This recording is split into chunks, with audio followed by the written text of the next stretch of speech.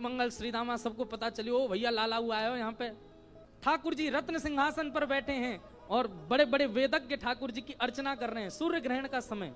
तभी ठाकुर जी ने देखी वयोवृद्ध कुछ लोग बड़े आस भरी दृष्टि से ठाकुर जी को देख रहे हैं। ठाकुर जी देख करके समझ गए, बोले अरे जी तो श्रीदामा मधुमंगल। ओहो, ठाकुर जी देखते ही कूद पड़े अपने आसन से, लिपट गए उनके अंग से। सब वयोवृद्ध जैसे हो गए, ठाकुर जी को अपनी गोद में ले रहे हैं। लाला तू तो अब नेक्सस है। ठाकुर जी बहुत रोए, बोले सब आए यहाँ पर? बोले हाँ। यशोदा भैया भी आई हैं? बोले हाँ। तभी श्रीदामा कान में बोले, लाला श्री जी भी पधारी हैं। सबका भाव सुन के ठाकुर जी तो भूल गए अनुष्ठान सब कुछ। अब तो बस ठाकुर जी ऐसे छोटे बालक की तरफ बिलकने लगे, मोए मिलनो है, मोए मिलनो, मैया ते मिलनो, मोए बाबा के पास जानो है। कहां एक क्षण पहले राजाधिराज द्वारिकाधीश बनकर के बैठे हैं, एक क्षण पहले बड़े बड़े राजाओं की पंक्तियां सामने पुष्पांजलि कर रही है, एक क्षण पहले वेद साक्षात सामने खड़े होकर के हाथ जोड़ के खड़े हैं। ब्रजवासियों को देखते ही ठाकुर जी नन्हे से बालक बन गए। तभी यशोदा मैया आई, दो गोपियां पकड़ करके ला रही हैं। यशोदा मैया बहुत वृद्ध हो गई हैं, नेत्रों से दिखाई नहीं देता। अब ठाकुर जी ने जैसे ही यशोदा मैया को देखा, आज 100 वर्ष बाद यशोदा जी ने अपने लाला को और लाला ने अपनी मैया को देखा। ठाकुर जी लिपट गए चरणों से, मैया ने उठा करके अंक में भर लिया।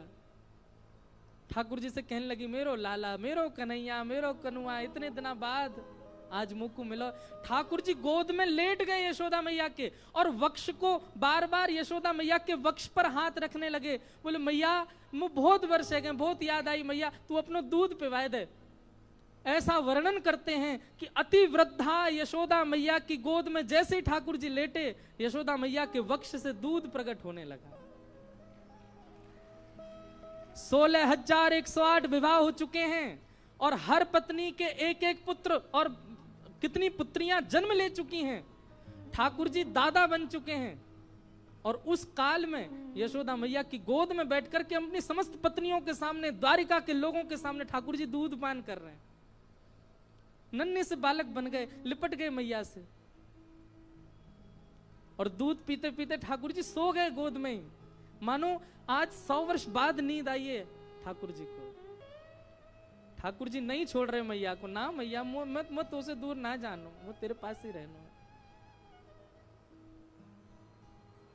तभी देवकी मैया का आगमन हुआ। किसी ने जाकर के यशोदा मैया से कही, बोले मैया सामने से देवकी मैया, राजमाता देवकी मैया आ रही हैं, द्वारिकाधीश की माता जी देवकी मैया आ रही हैं। सुनते ही ठाकुर जी को तो पटक दिया मैया ने कोने और दौड़ करके गई और देवकी मैया के चरणों में प्रणाम किया। यशोदा मैया ने जैसे ही देवकी मैया ने देखी कि यशोदा जी प्रणाम कर रही हैं, देवकी मैया पौड़ गई चरणन में। अरे अरे बहन जी कहा कर रही हो तुम? यशोदा मैया बोली, ना ना मैं तो बहुत वर्षन से चाह रही आपके चरणन को धोवो, ऐसा क्यों कर रही हो? यशोदा जी बोली, बस धन्यवाद कहना चाहूं बहन, तेने हमारे ब्रज के प्राण को जन्म दियो। पालो मैंने, बड़ो मैंने कियो होगो, लेकिन जन्म तो तेने दियो, दियो तो तेने ही मोकू। यदि देवकी मैया तुमने कन्हैया नहीं दियो होते तो हम ब्रजवासी कब के पधार गए होते, हम कहां पड़े होते, कौन जानतो, कौन पूछतो हमें। आप पूजनीय, आप वंदनीय देवकी मैया।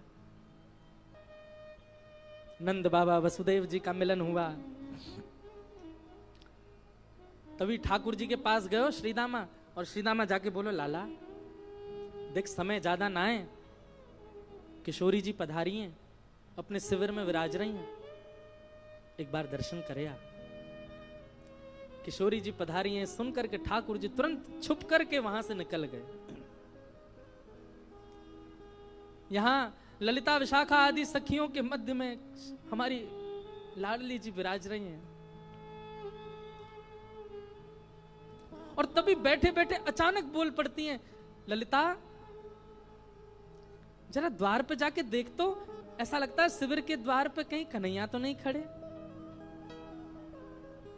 विशाखा जी बोली, अरे नाय श्री जी आप मत सोचो ऐसा, कन्हैया है कुरुक्षेत्र में ही, लेकिन वाकी तो बड़ी आराधना चल रही है, बड़े बड़े वेदज्ञ, बड़े बड़े ऋषि, बड़े बड़े महापुरुष वाकी अर्चना कर रहे हैं, वो काय को आवे वो सब छोड़ करके।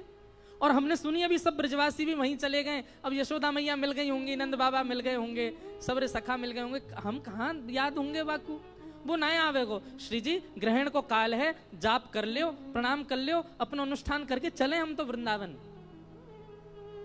श्री जी बोली नहीं विशाखा, मुख श्री कृष्ण के तन की सुगंधी याद है, और ये जो ब्यार बहती भई आ रही है ना बाहर से, वहां में वो सुगंधी अनुभव है रही है। तू जाके देख एक बार, कहीं द्वार पे श्री कृष्ण तो नहीं। ललिता जी ने जाकर के जैसे ही शिविर के पर्दे को हटाया, श्याम सुंदर घुटनों पर हाथ जोड़ करके वहीं बैठे। 100 वर्ष बाद श्री कृष्ण के वपुह का दर्शन करके, मुखमंडल का दर्शन करके नेत्र लाल पड़े हैं, नेत्रों से छोटे छोटे अश्रुबिंद ठाकुर जी के गिर रहे हैं। उस रूप का दर्शन करके समस्त सखियां एक साथ दंडवत हो गई ठाकुर जी के आगे, प्रणाम करने लगी।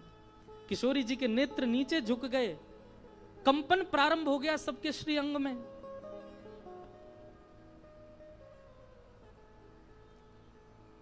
ठाकुर जी भीतर पधारे, किशोरी जी देख नहीं रही हैं ठाकुर जी की ओर, बस कुछ कर रही हैं, रखती कुछ हैं, उठाती कुछ हैं, कहीं चलती हैं, कहीं बैठती हैं, बेसुध सी हो गई हैं, बस नीचे निहार रही हैं, देख नहीं रही ठाकुर जी को, ठाकुर जी किशोरी जी को देख रहे हैं।